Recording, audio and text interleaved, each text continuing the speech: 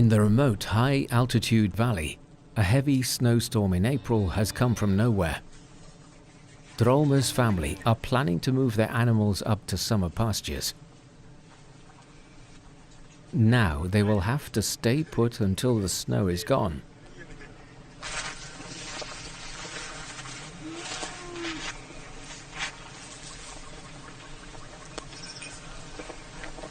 Every day, Drolma and her younger sister normally ride a motorcycle up to where their yaks are grazing.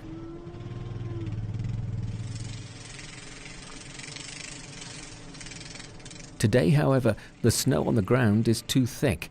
After several failed attempts, she decides to walk up the mountain instead.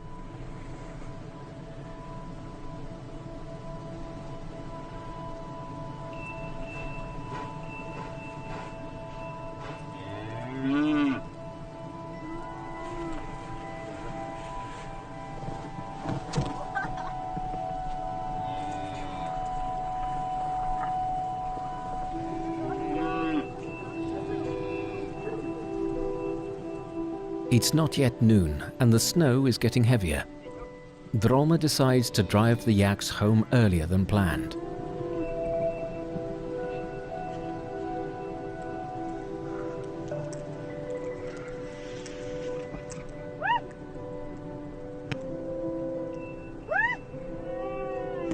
Drolma uses a traditional slingshot to signal to straying yaks that it's time to rejoin the herd and head home.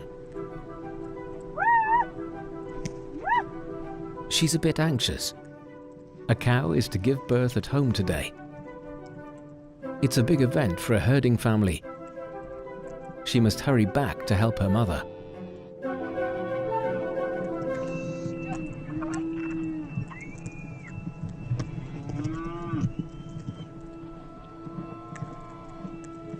Yushu Tibetan Autonomous Prefecture, where Drolma's family live, is one of the core areas of Zhanjiang, a region of Qinghai province containing the headwaters of the Lancang, Yangtze and Yellow rivers.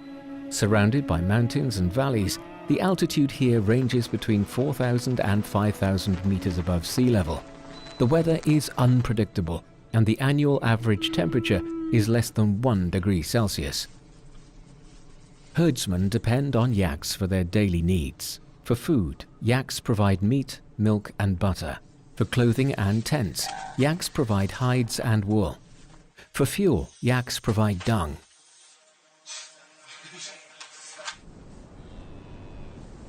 In mountainous areas, yaks are also good beasts of burden. For a herding family like Drolma's, they are not only valuable property, but also close family members.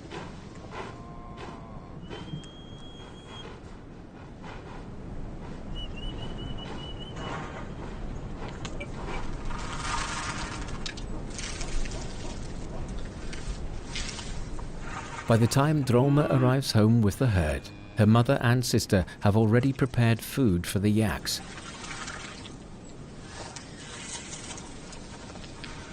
The day's grazing time has been shortened by the snow, so the animals will need supplements.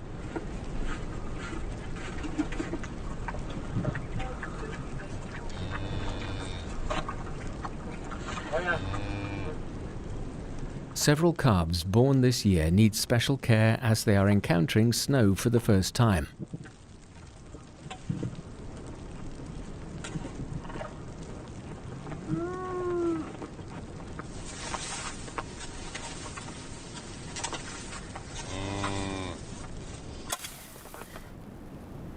The cow in labor, of course, is now at the center of the family's attention.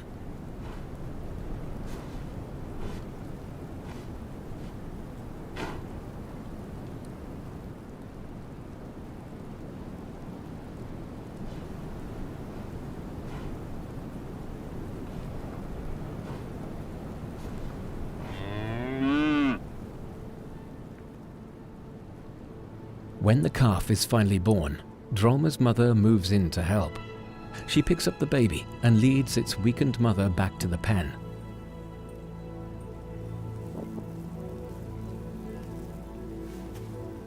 In the harsh environment of Zhanjiang, the reproduction and survival rates of animals aren't high.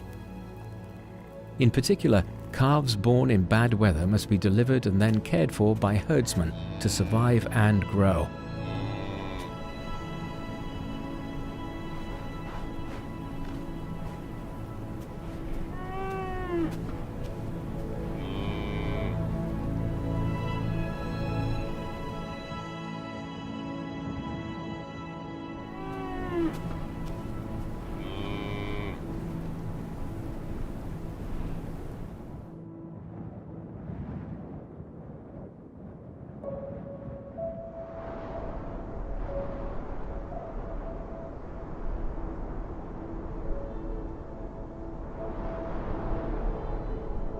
Mount Nampo Yutze is located in the southeastern part of Qinghai's Golog prefecture. A rarefied landscape of peaks and lakes, the area is the watershed between the Yangtze and Yellow rivers.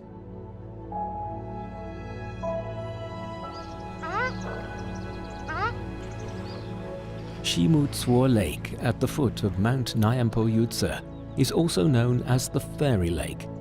In summer, melting glaciers feed mountain streams here. With lush grassland and cool weather, it's the traditional summer pasture for local herdsmen. The days are getting warmer, and the herdsmen are indeed planning to move here for the summer. But Chokpo has noticed this year's wet season is late, so it's still too early to go. He is very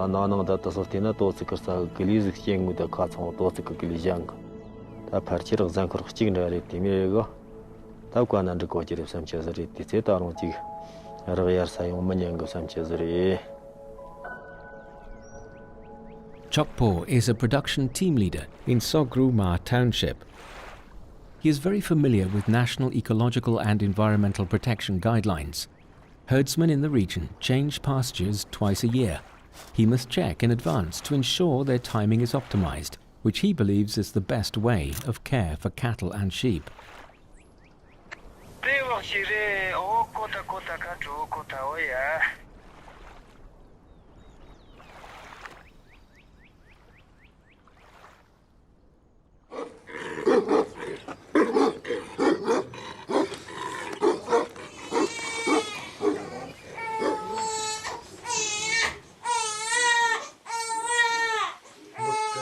On the day of his visit to Qimutsuo, Chokpo's granddaughter is born, earlier than expected.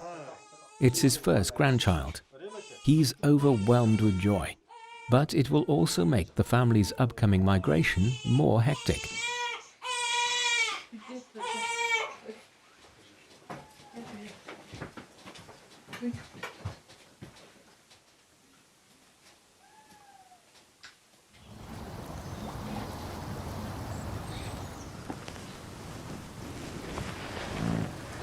In the evening, when the yaks and sheep return to their pens, Chokpo's wife Lunga notices a newborn calf is missing. Its mother is behaving erratically, frantic to get out of the pen.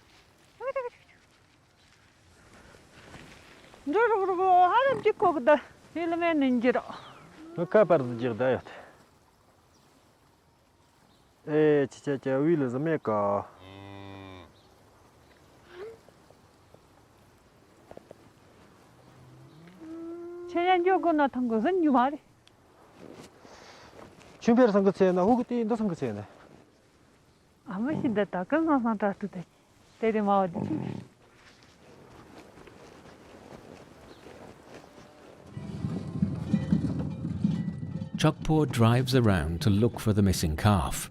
When he finally sees it playing happily in a herdsman's pen, it is already getting dark.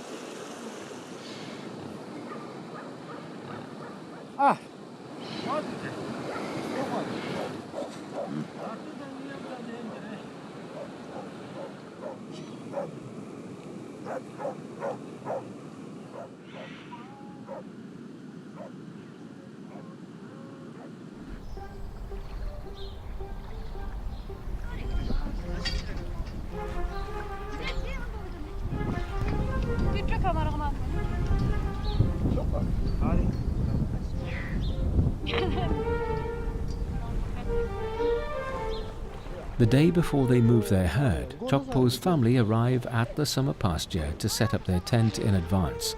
It will be their residence for the summer.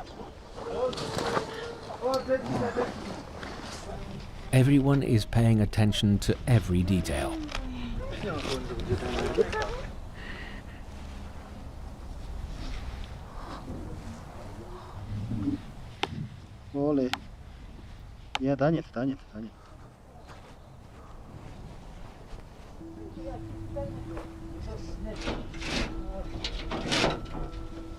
After the tent and a stove inside have been set up, a gutter needs to be dug to drain rainwater.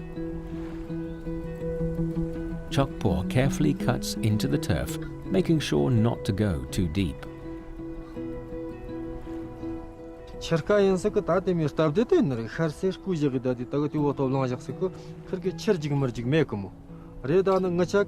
Yara kiliz chakjagida dibjagan juk chakr jamsa shara tagat joran dib shara yoqay usam jaksako ti sate shara yoqay tsoptamlar demi kharsi kharkhan demi zublang skir joqachi dana de lo manga sujo on var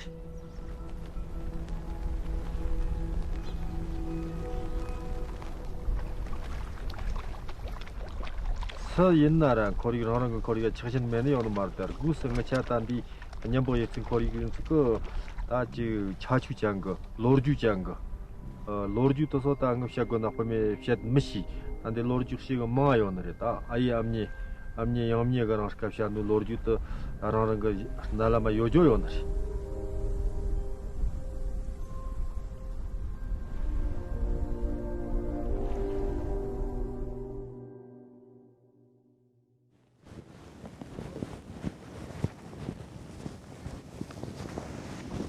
It's finally time to move to the summer pasture.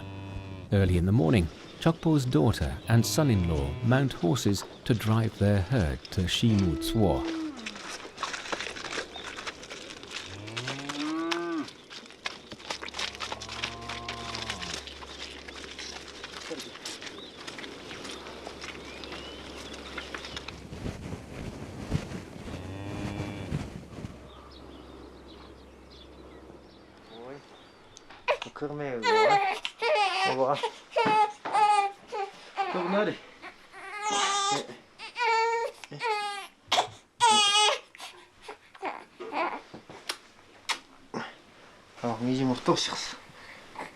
After his granddaughter wakes up, Chokpo and his wife take her with them and set off by car. This is the arrangement the family has agreed upon after much discussion.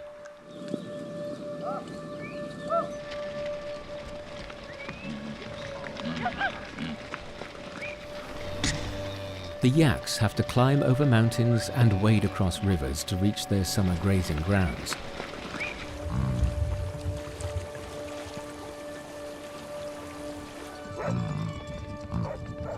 Year after year, the herdsmen make these seasonal trips, following nature's rhythm.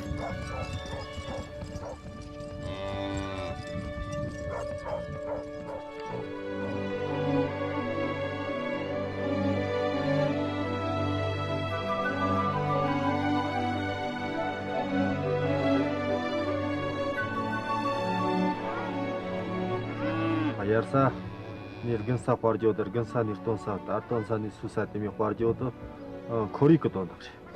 Wena ayarsa ni tago tarza ni nana da bajanata ni harartonsa parjodi wara tarsa ka kiliz yonara kiliz tago sachi tarsa ka yoni jirjigna jigni yang jenko tar jengu yara jevsanga yongju titondak. Machaki tandare rdota sontina Tanima Chasga Tenita, the Kulis and Nokolo Cherondi, Ali Nokolo Cherondi, Yamara Quarjokon, the Pali Tandi Sachan de Nokochebolo Sonska, Yam or Sachimatokomo. This type Kotagatan, Koriga Trochon, Koriga Sernet.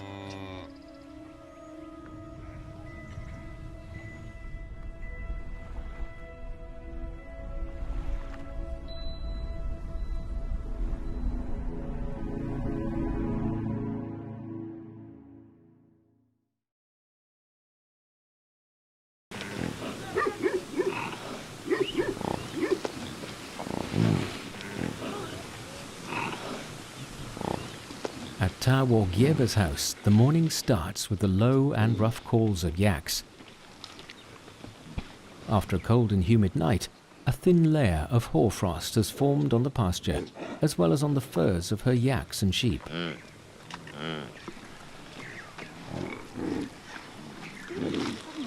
Clean and cheap yak dung is still an important fuel for pastoral areas. Yak butter, made with fresh yak milk, meanwhile, is an essential daily food for plateau herdsmen.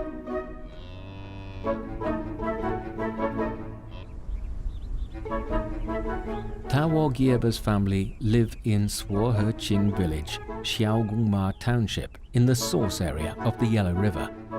Every summer, cattle and sheep are herded here for its lush grass.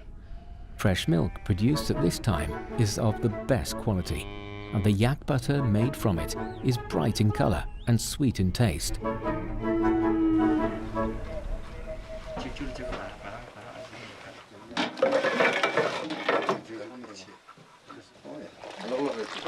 Yak butter is made of cream taken from fresh milk.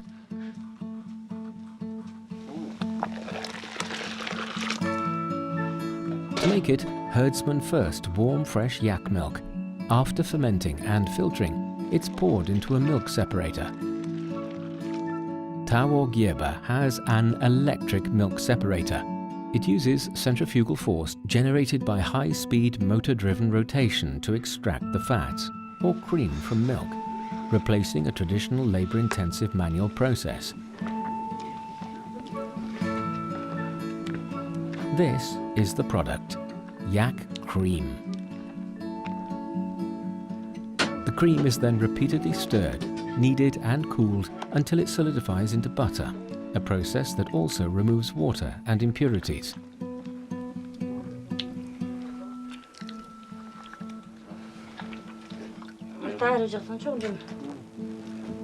Freshly made butter is malleable. Herdsmen generally slap it flat for easy stacking. The whole process is very laborious, requiring patience and care.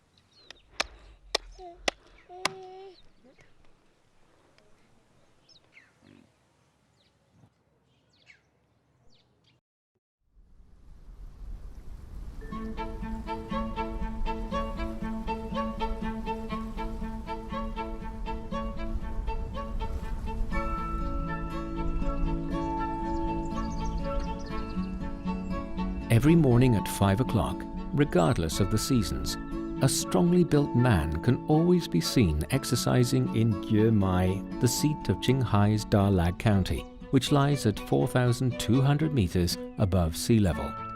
His name is Palang.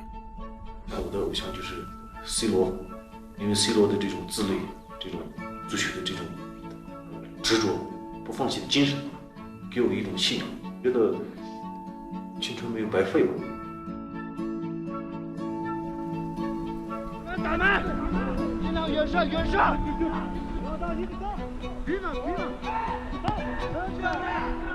Palang grew up close to the source of the Yellow River. His main hobbies are practicing martial arts, playing football and going to the gym.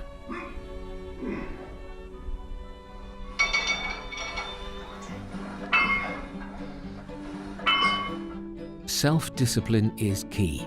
In addition to his daily morning exercises, he has a fixed monthly routine. On the 25th day of each month in the traditional lunar calendar, he takes yak butter to ravines outside the county to feed vultures.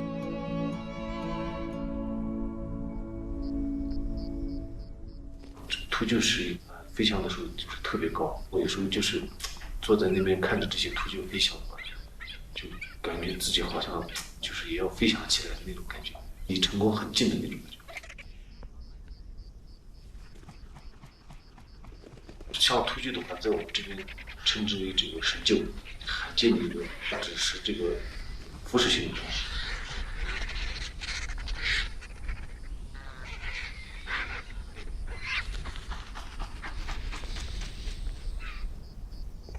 The Himalayan vulture is a large bird of prey. It is native to the Himalayas and adjoining Qinghai-Tibet plateau, where it has no natural enemies. Animal carcasses are its preferred food, but when carrion is insufficient, it will also hunt living prey. In Palsang's view, therefore, feeding vultures can protect other healthy wild animals. 刚开始挺害怕的，然后我们就相处得很融洽。这个事情我也坚持了7、8年，朋友呀，还有亲人呀，他们过来退休就不来了，他们就说：“那你去帮我们喂下，去做点好事。”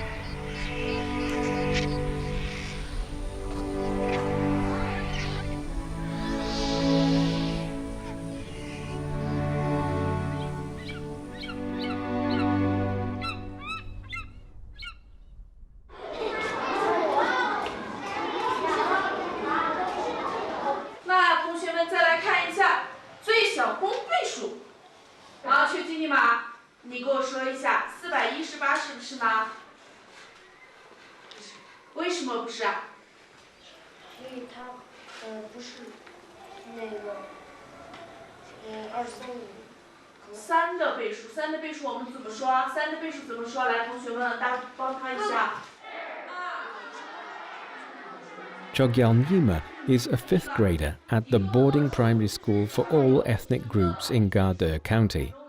In today's math class, he is distracted because tomorrow the summer holiday begins. His father is coming to pick him up.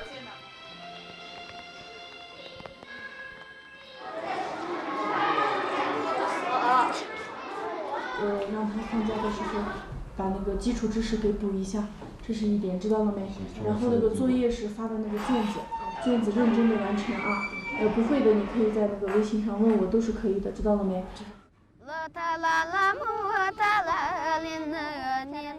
Chogyal Nyama's home is in De Arwen village, Gardeur County. The Kirchu River, which runs through the village, winds its way southeast to eventually join the Yellow River.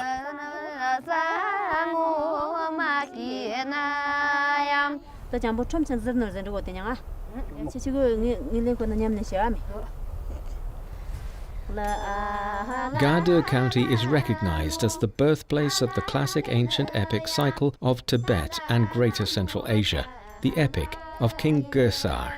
Chogyal Nyama's mother, Tsedrong, is one of some 100 bards of the cycle active today. Under her tuition, Chogyal Nyama has been learning how to sing the epic himself.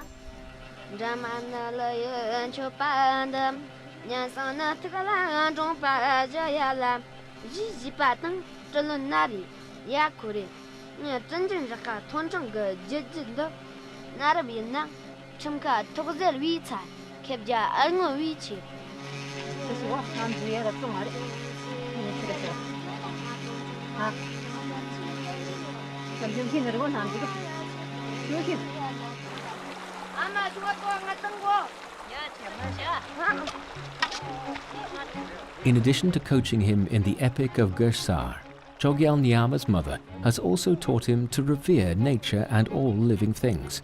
This is also an age-old custom of the herdsman.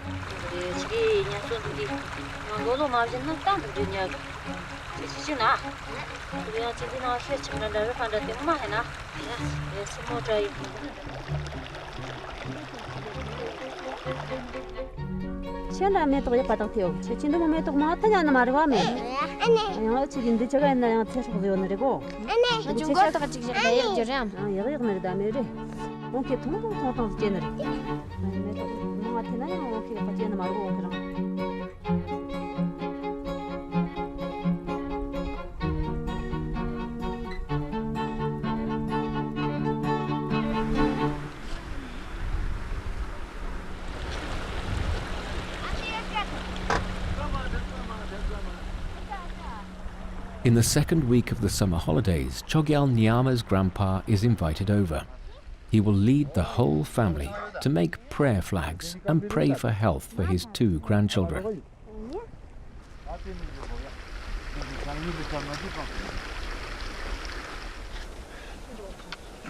车子给我走。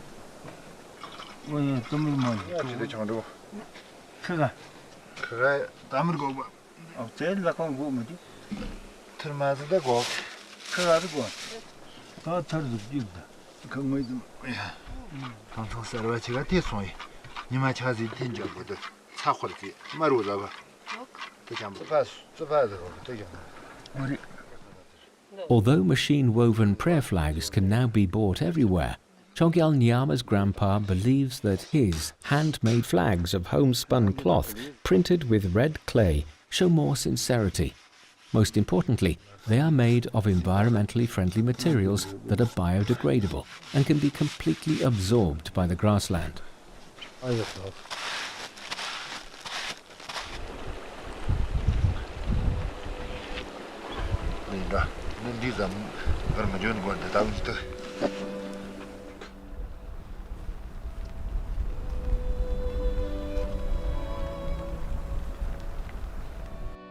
After the summer holidays, Chogyal Nyama's little sister will start preschool, while Nyama himself will enter his last year of primary school.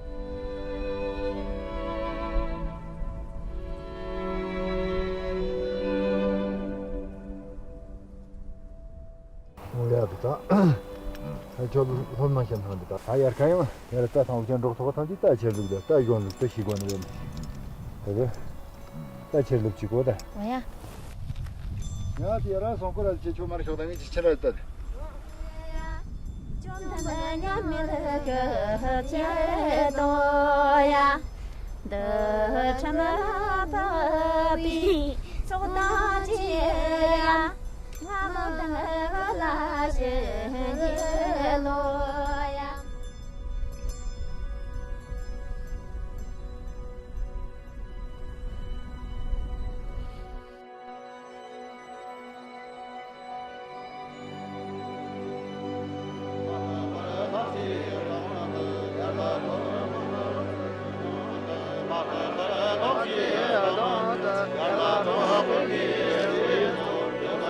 The Ragyal Monastery in Marching County is the largest temple of the Gelug school of Tibetan Buddhism at the source of the Yellow River. Its monks are known for creating exquisite sand mandalas. Today, they are outside gathering flowers to make the pigments required.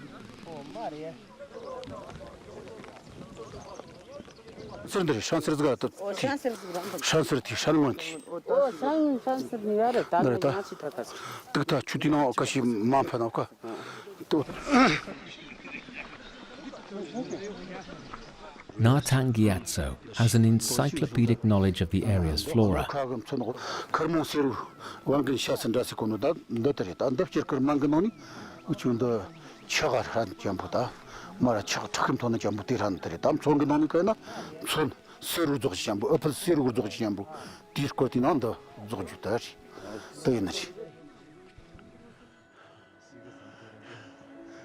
Oh yeah. That's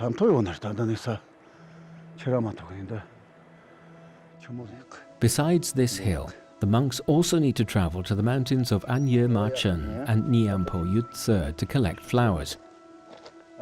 Informed by years of experience, they collect in different regions and seasons flowers in 5 colors for the creation of their sand mandalas.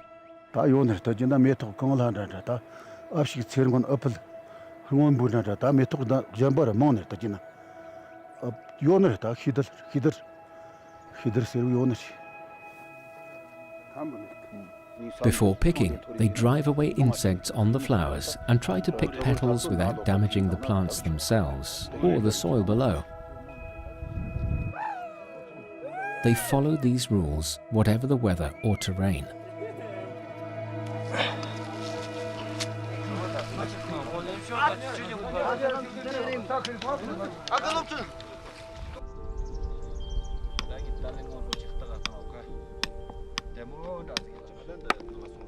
A sand mandala is produced with fine sand, an important source of which is natural white rock.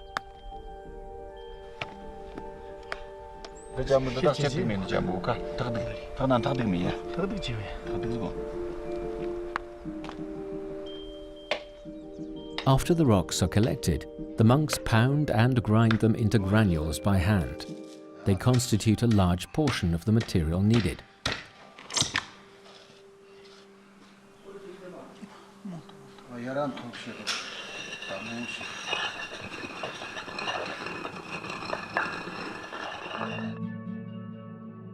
Precious stones such as pearl, agate, red coral and turquoise are also pounded and ground into powder to make sand.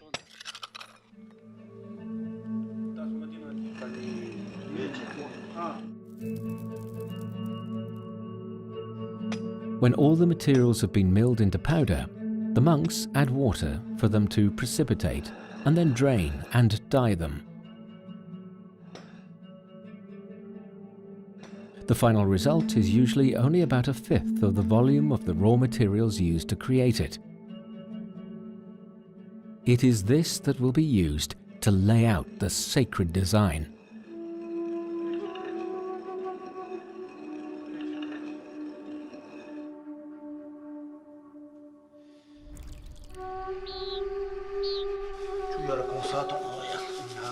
The flowers collected by the monks, arranged in order by color, have been sun-cured. They will be used to make the colors needed for sand mandalas.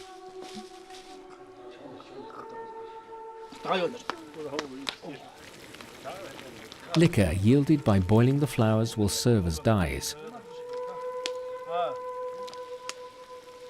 As an expression of their sincerity, and to ensure that the sand mandala will eventually return to nature, the monks of Raghya Monastery insist on making pigments by hand in a traditional way.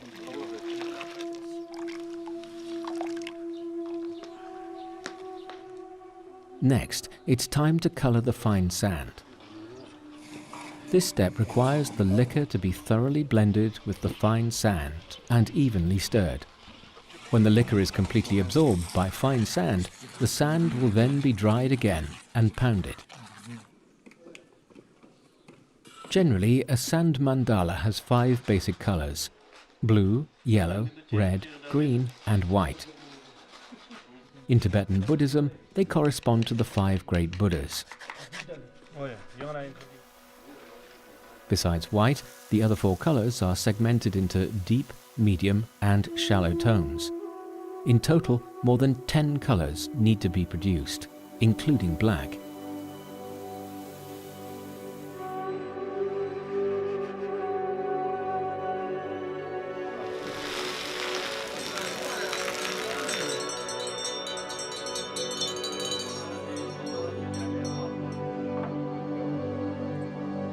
Now work can begin on the sand mandala.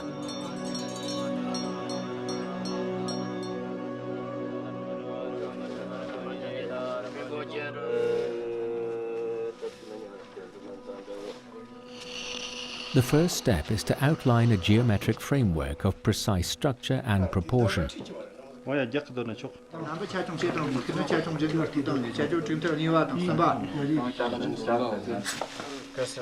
Then the previously pigmented sand is used to create patterns.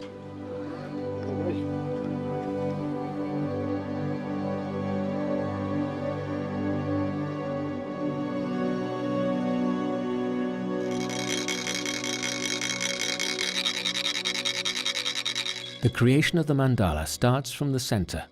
In Tibetan Buddhism, this is the place for Sakyamuni, the founder of Buddhism. Surrounding him are all beings in the world, revealed layer by layer, symbolizing the radiating benevolence of Buddhism.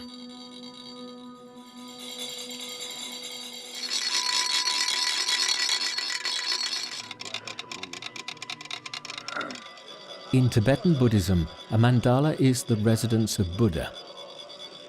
Usually, it takes 5 to 7 days for dozens of well-trained monks to make a sand mandala. The completed piece will be presented to the faithful at a Dharma assembly.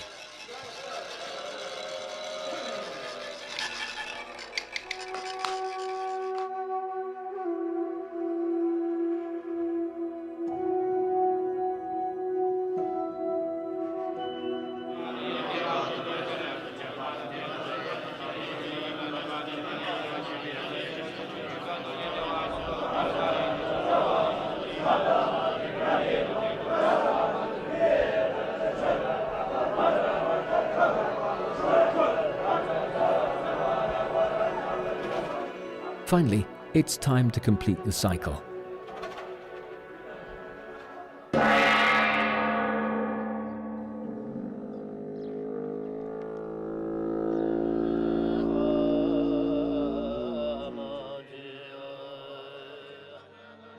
When it is time, the monks will destroy their sacred work with the same devotion with which they created it.